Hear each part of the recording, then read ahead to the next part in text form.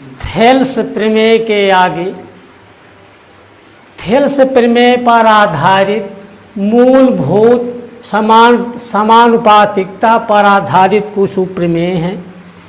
इन फार्मूलों के सहायता से हम आगे के प्रश्नों को हल करने में सहायता प्राप्त करेंगे।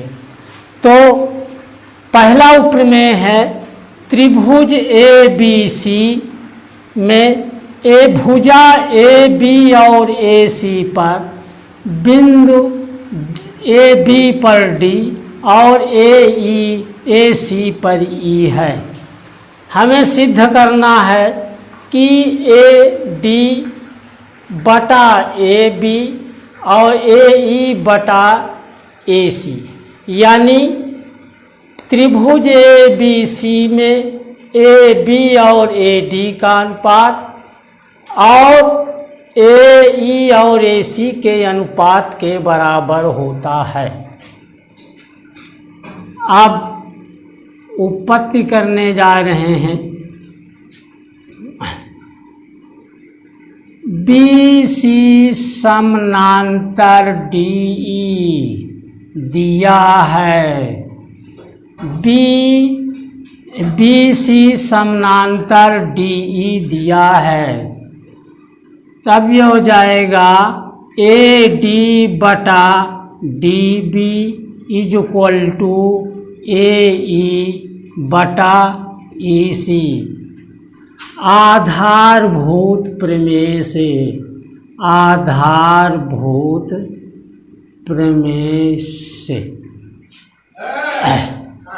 ए डी बटा डी बी ए ई बटा ई सी आधारभूत प्रमेय से।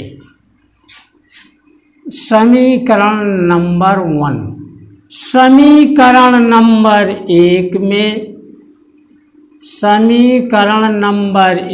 में दोनों पक्षों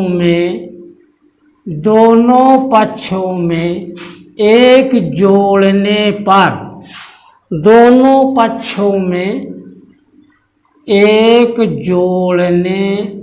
पर तो ए डी बटा D B plus 1 is equal to A E upon E C plus 1। समीकरण के दोनों पक्षों में समान चीज जोड़ने घटाने पर समीकरण में कोई परिवर्तन नहीं होता। आप डी बी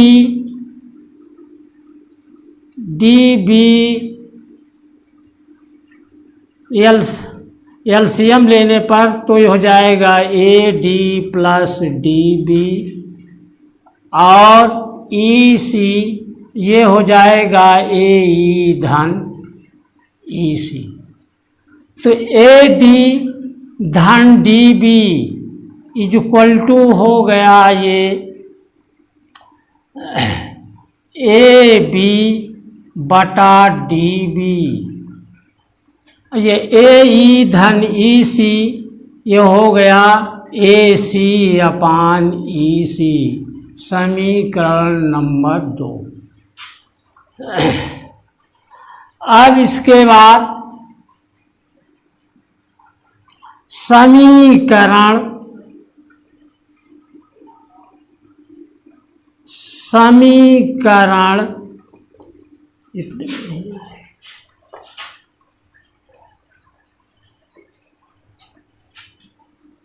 समीकरण 1 में 2 का भाग देने पर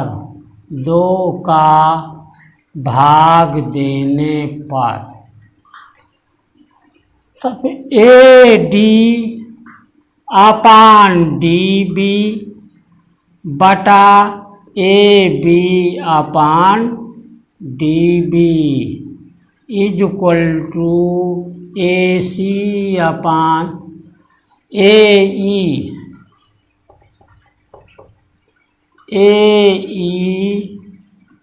अपान ई सी बटा A C upon E C.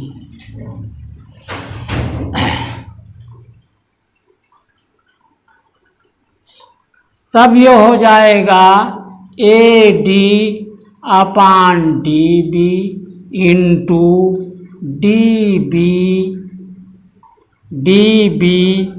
Upon AB is equal to AE upon EC into EC upon AC। ये कैंसिल होगा, ये कैंसिल हो गए, तब AD upon AB equal to AE upon AC। यही प्रूफ करना था। यानी थेल्स महोदय ने समानुपातिकता प्रमेय के पर आधारित उपप्रमेय नंबर 1 में यदि किसी त्रिभुज में दो भुजाओं को समानुपातिकता करने वाली भुजाओं और तीसरी भुजा के समांतर है, तब पहले ABC ए भुजा का अनुपात बटा AB का अनुपात, AD का अनुपात और AC का अनुपात AE का अनुपात के बराबर होगा। देखो उपप्रमेय नंबर 2 में किसी त्रिभुज ABC में कोण A की अर्धक BC को D पर प्रतिच्छेदित करती हो, तब इन भुजाओं का अनुपात और इस प्रतिच्छेद बिंदु के भुजाओं के अनुपात के बराबर होता है। अर्थात BD बटा DC is equal to AB बटा AC सिद्ध करना है। दिया है त्रिभुज ABC में कोण A की अर्धक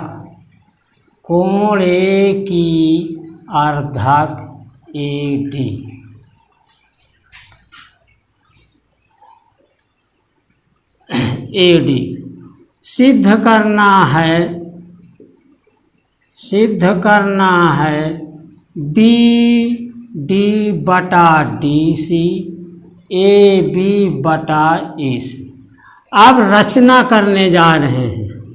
रचना AB के समानांतर एक रेखा खींचा। AB के समांतर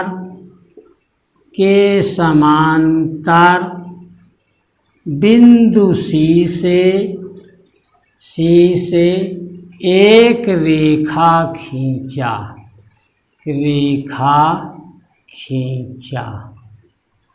AB आगे बढ़ाया। AB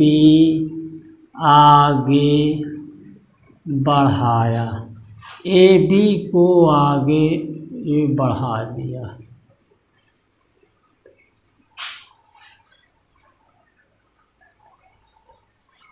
जो F पर काटता है, बढ़ाया, जो रेखा को F पर काटता है।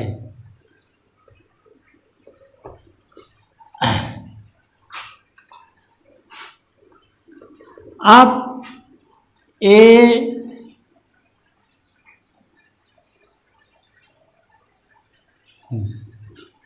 यहाँ पर AD के समांतर, इसके समांतर ये रेखा खींचा। थोड़ा सा गलती हो गई है। AD के समांतर बिंदु C से रेखा खींचा और AB को आगे बढ़ाया। ABC में कोण A की अर्धक AD है, कोण A का अर्धक AD है और ए डी के समानांतर बिंदु सी से एक रेखा खींचा, ए बी को आगे बढ़ाया, जो एक दूसरे को एफ पर काटता है। अब इसके बाद ए डी समानांतर B F C, A D समानांतर एफ सी रचना से ये अब त्रिभुज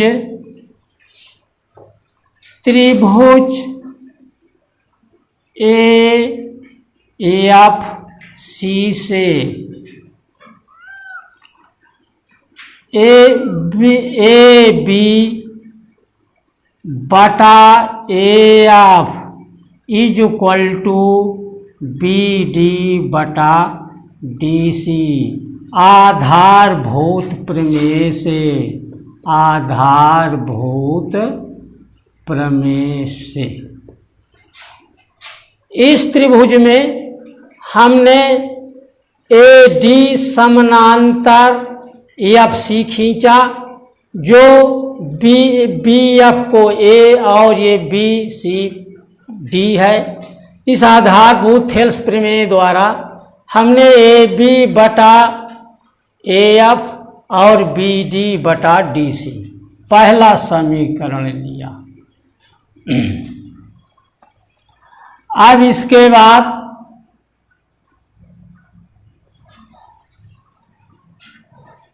पुनः बी ए डी समानांतर एफ सी, इसलिए कोण डी ए सी बराबर कोण ए सी एफ एकांतर कोण है, एकांतर कोण है, एकांतर कोण है। समीकरण नंबर 2, कोण B A D is equal to कोण डी ए सी दिया है, ये दिया है, ये कोण बराबर ये दिया हुआ है। समीकरण नंबर 3, कोण B A D is equal to कोण B F C, B F C ये संगत कोण है, ये संगत कोण है। समीकरण नंबर 4, समीकरण 2, 3, 4 से त्रिभुज ए सी एफ समद्विबाहु त्रिभुज है, समद्विबाहु त्रिभुज है। क्यों? क्योंकि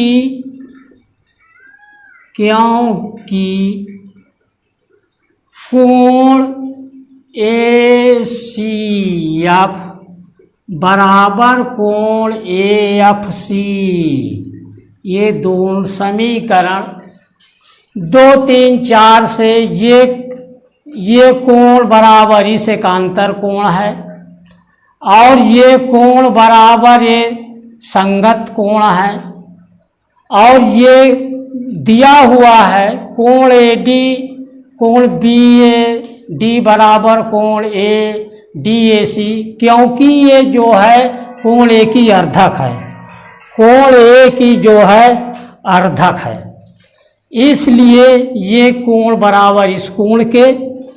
तब कोण ए सी एफ बराबर कोण ए एफ सी के बराबर हो जाएगा, तब त्रिभुज ए एफ सी समद्विबाहु त्रिभुज होगा। समद्विबाहु त्रिभुज होने के कारण A C is equal to A F, A C is equal to A F. समीकरण नंबर 5। समीकरण नंबर 5 में समीकरण नंबर 5 से 1 में मान रखने पर AC समीकरण 1 है AB बटा AF is equal to BD बटा DC। अब AF के स्थान पर हम AC लिख सकते हैं। AC बराबर AF है, तो जहाँ AF है वहाँ हम AC लिख देते हैं। तब हो जाएगा AB upon AC is equal to BD upon DC। यही हमें प्रूव करना था। इति सिद्धम, यानी जब किसी त्रिभुज में किसी कोण की अर्धक कोई रेखा होती है, तब विभाजित करने वाली भुजाओं का अनुपात शेष दो भुजाओं के अनुपात के बराबर होता है। किसी त्रिभुज में एक भुजा के मध्य बिंदु से दूसरी भुजा के समांतर खींची गई रेखा तीसरी को समद्विभाजित करती है। दिया है त्रिभुज ABC में AB का मध्य बिंदु D और BC समानांतर DE। एक भुजा का मध्य बिंदु D और BC समानांतर DE और BC समानांतर DE। सिद्ध करना है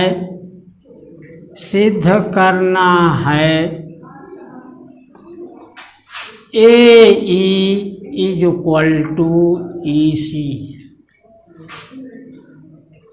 उत्पत्ति करने जा रहे हैं। अब AD बटा DB is equal to AE upon EC। आधारभूत प्रमेय से क्योंकि एक भुजा के समानांतर रेखा है और दो भुजाओं को काट कर रही है, इसलिए हमने AD बटा DB AE बटा EC। समीकरण number 1 AD upon DB AD upon DB AD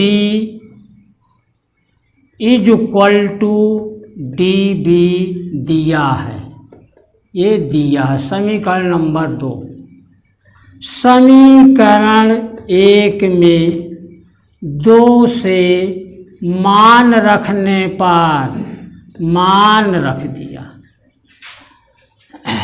तब हो जाएगा AD upon AD is equal to AE upon EC। तो अब AE upon EC is equal to 1 के। इसके बाद AE is equal to EC यही सिद्ध करना था। एक दफे बताते हैं। किसी त्रिभुज ABC में एक भुजा की अर्धक बिंदु से BC के समानांतर DE खींची गई है। तब सिद्ध करना है कि ए E is equal to A सी। हमने थेल्स का प्रमेय से ए डी बटा डी बी ए ई बटा ई सी आधारभूत प्रमेय से लिख दिया।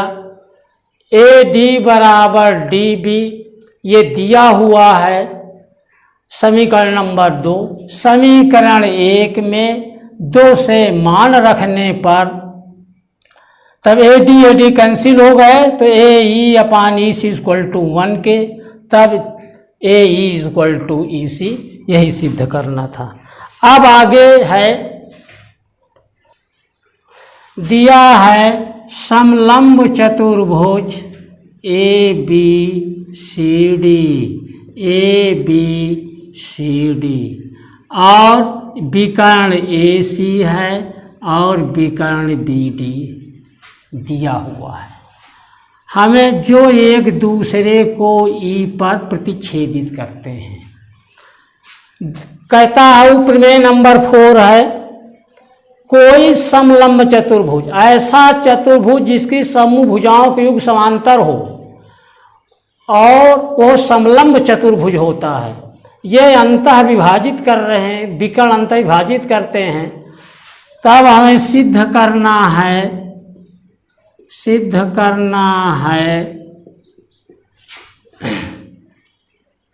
ए ई बटा E C is equal to D E बटा ई बी। ये हमें सिद्ध करना है, यानी इसका अनुपात इसका बराबर इसका अनुपात इसके बराबर होता है। अब रचना कर दिया, रचना बिंदु ई से